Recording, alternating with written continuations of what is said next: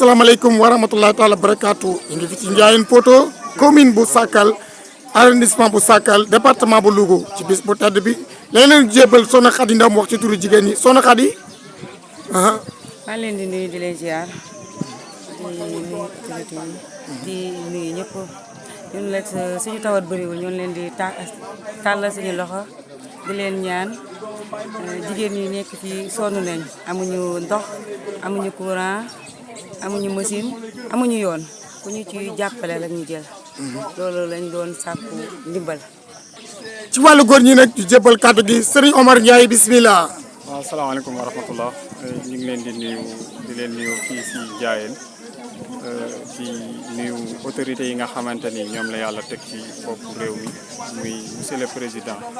Bassirou Diomaye Faye et son premier ministre monsieur Ousmane Sonko ñu ngi koy nuyu di leen jox seen wàccuwaay et di leen solliciter ci dëkk bu mel ni Ndiayène Poto nga xamante ni bokk na ci dëkk yi nga xamante ni dëkk bu yàgg la dëkku cosaan la te ñu ngi nekk ci arrondissement de Sakal ñu leen di solliciter encore une fois parce que gis nañ ñoom développement bi ñu bëgg ci dëkku kaw yi et ñun nag gisaguñ ci suñu bopp jotaguñ ci suñu wàll bëggoon nañ lu mel ni yoon parce que amuñu yoon te boo xoolee tëli bi ñëw na ba fi ñu naan Ngiig ak Sakal tëli bi bi ñëwee ba Ngiig fa la yam ñu ngi leen di solliciter bëgg nañ tamit courant amuñu courant te boo xoolee Ngiig ak Ndiayène sorul boobu sori kon nag ñu ngi lancer un appel à monsieur le président de la République monsieur Diomaye Faye et son premier ministre monsieur Ousmane Sonko nous lançons un appel pour que ñu gestu dëkk bu mel ni Ndiayène Poto ci wàllu courant ak wàllu yoon parce que soxla nañ ko lool parce que suñu sœurs yi bu ñuy dem pour accoucher ji sax dañuy sonn ndax yoon bi neexul metti na bëgg nañ courant tamit lu demee ñu am ay machine wala yooyu yëpp te encore une fois daal ñu ngi leen ci woo di leen ci ñaan di leen tàllal loxo pour ñu jàppale ñu ci daal bu baax a baax. kon tabaarakallaahu kon nag ñu jébal kàddu gi Modou ndax xam nga autorités yi ñoom te macha allah tax nañ fa taxawaay bu rafet Modou bismillah. waaw asalaamaaleykum wa rahmatullah nuyu ñëpp tey ñoo ngi fii si Ndiayène Poto di suñu dëkk maam moom fi benn siyaar boo xamante ni si nii siyaar bu mag la di ku ñuy wax El Hadj Omar Ndiaye ñu koy defal siyaar fii léegi nag dëkk bi gis nga ni mel amul yoon woo xamante ni si yoonu baax la pour dem te boo xoolee suñu diggante fii ak Sakal mën na 8 kilomètres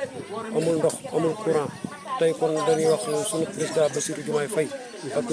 premier ministre Ousmane Sonko ak ki nga xamante ni si moom la fi yàlla teg nag Ousmane Sakal gi si maire fii Sakal nga xamante ni si tey mooy suñu maire nga xamante ni si moom moo war a mën a jàppale tey kon nag ñoo ngi koy woo mu dimbali ñu fii ba am yoon yu baax waaye dañuy sant autorité yi fi ñëw ndax ku si mel na Issa Diagne yor na fi ay ndawam ñu ñëw fii yenn fi ba ngoon kon ñoo ngi leen di ñaanal fan gu dégg wér ak yaram waaye ku nu mën a jàppale si yoon ñu jël ku nu mën a jàppale si machine wal ñu jël ku nu mën a jàppale si courant tamit ñu jël ak hôpital boo xamante ni si ku feebar faju ndaxte fii sore na lool te ñëw ci àll bi si réew mi la bokk waaw kay. kon nag mbokk yi yaakaar naa ne kon daal autorité yi nga xam ne ñu ni déglu ñu jàppale Ndiayène ci taxawaay bi nga xam ne tax na mu Ndiayène Poto nekk ci commune bu Sakal département bu Louga doon ànd ak Mbadiar TV seen mbokkum taalibe Mbaye Ndiaye bu Mbayar yàlla na yàlla defal ñu jàmmi àdduna ak jàmmi àllaaxira li ñu sàkku ci réew mi ak bitim réew muy jàmm yàlla na ko yàlla defal njiitu réew mi ñeedal ko premier ministre waaye ñiital ko nag ki nga xam ne nag mu jiite commune bi Ousmane Sakal Dieng ak ñëpp ñi nga xam ne tax na bref kon nag jaa ngeen jëf yàlla na yàlla defal ñu jàmmi àdduna ak jàmmi àllaaxira